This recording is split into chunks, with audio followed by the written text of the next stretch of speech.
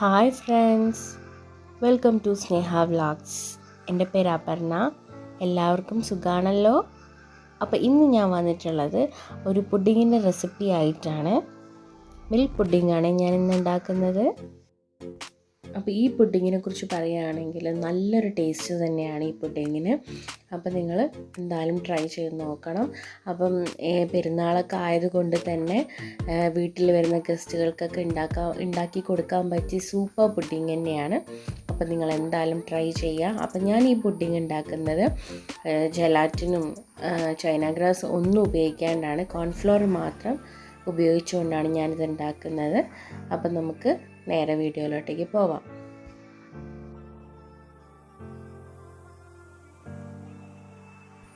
അപ്പം ഞാനിവിടെ ഒരു പാന് വെച്ച് കൊടുത്തിട്ടുണ്ട്.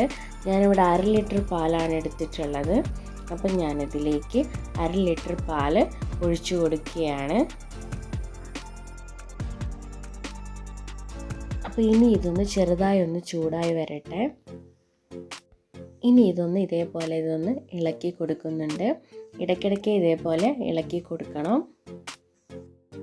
അപ്പം ഞാനിവിടെ ചെറിയ ചൂടായി വരുമ്പോൾ ഇതിലേക്ക് 1 ടേബിൾ സ്പൂൺ പാൽപ്പൊടിയാണ് ചേർത്ത് കൊടുക്കുന്നത്. അപ്പോൾ ഇതൊന്ന് നന്നായിട്ട് ഇതേപോലെ ഇളക്കി കൊടുക്കുക.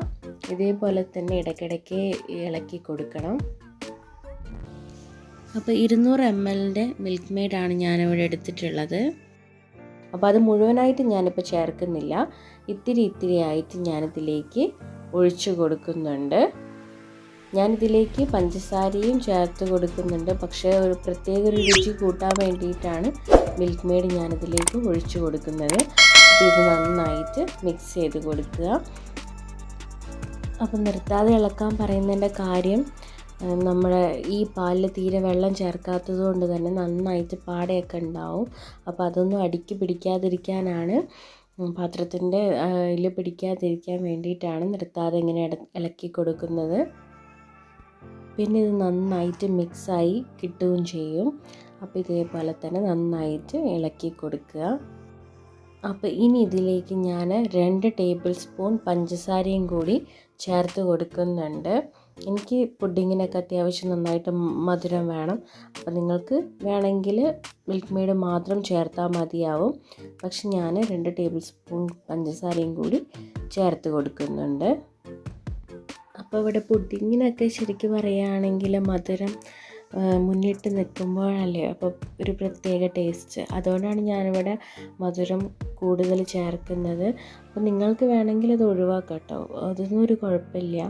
പക്ഷെ ഞാനിവിടെ 2 ടേബിൾ സ്പൂൺ പഞ്ചസാരയും കൂടി ചേർത്ത് കൊടുക്കുന്നുണ്ട്.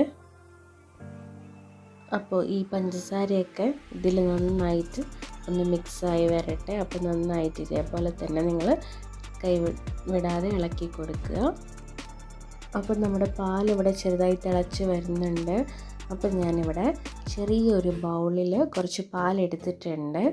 അതിലേക്ക് 1/4 കപ്പ് അളവിൽ 2 തവണയായിട്ട് ഇതേപോലെ കോൺഫ്ലോർ ഇട്ട് കൊടുക്കുന്നുണ്ട്. ഇതിന് നന്നായിട്ട് മിക്സ് ചെയ്ത് കൊടുക്കുക. ഈ കപ്പിൽ 2 കപ്പ് ഇട്ട് കൊടുക്കുന്നുണ്ട്. ഇതിന് നന്നായിട്ട് മിക്സ് ചെയ്തിട്ട് വേണം ഇതിലേക്ക് ഒഴിക്കാൻ വേണ്ടിയിട്ട്. അപ്പം ഞാനിതിലേക്ക് മിക്സ് ചെയ്ത് കൊടുത്ത് വെച്ച കോൺഫ്ലോർ ഒഴിച്ചു കൊടുക്കുകയാണ്.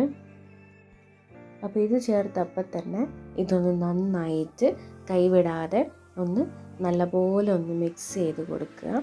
അപ്പോൾ നമ്മുടെ കോൺഫ്ലോറിൻ്റെ ആ ഒരു പച്ച ചുവയൊക്കെ ഒന്ന് മാറി വരണം.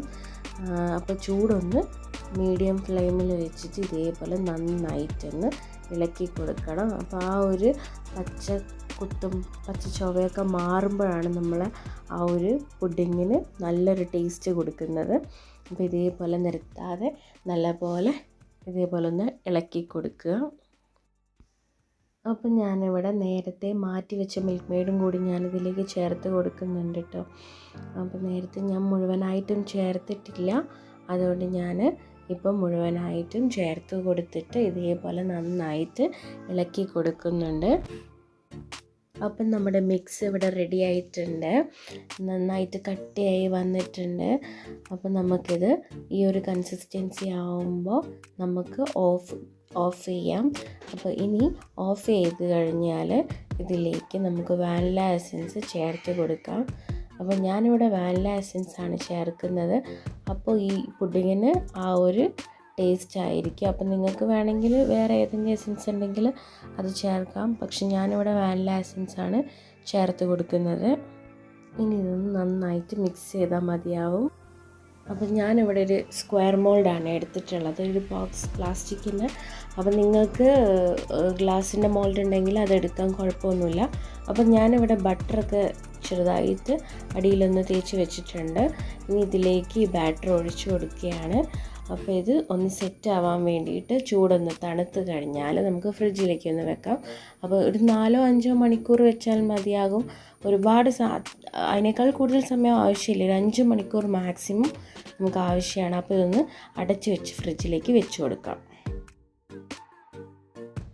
അപ്പോൾ ഇതായിട്ടുണ്ട്. അപ്പം ഞാൻ ആ ബോക്സിൽ നിന്നും ഇത് തിരിച്ചിട്ട് കൊടുത്തിട്ടുണ്ട്. അപ്പോൾ ഇനി നമുക്ക് ഇതൊന്ന് ഡെക്കറേറ്റ് ചെയ്തെടുക്കണം. അപ്പം ഞാനിവിടെ പിസ്ത വെച്ചിട്ടാണ് ഡെക്കറേറ്റ് ചെയ്യുന്നത്. നിങ്ങൾക്ക് എന്ത് വേണമെങ്കിലും എടുക്കാം. ഞാനിവിടെ പിസ്ത വെച്ചിട്ട് ജസ്റ്റ് ഒന്ന് ഒരു ഭംഗിക്ക് വേണ്ടി ഡെക്കറേറ്റ് ചെയ്ത് കൊടുക്കുന്നുണ്ട്. നമ്മുടെ പിസ്ത ഡെക്കറേഷനൊക്കെ കഴിഞ്ഞിട്ടുണ്ട്. അപ്പം ഞാനിതിലേക്ക് ചോക്ലേറ്റിൻ്റെ ഒരു ഗനാഷെ വെച്ചിട്ട് വെറുതെ ജസ്റ്റ് ഒരു സിക്സാഗ് പോലെ ഒന്ന് വരച്ച് കൊടുക്കുന്നുണ്ട്. വെറും ഒരു ഭംഗിക്ക് വേണ്ടി മാത്രം, നിങ്ങളങ്ങനെ ചെയ്യണമെന്നില്ല. പക്ഷെ കാണാനൊരു പ്രത്യേക ഭംഗിക്ക് വേണ്ടിയാണ് ഞാനിങ്ങനെ ചെയ്യുന്നത്. വെറുതെ ഒന്ന് വരച്ച് കൊടുക്കുകയാണ്. അപ്പോൾ ഇതേപോലെ ചെറുതായിട്ടൊന്ന് വരച്ച് കൊടുക്കുകയാണ്.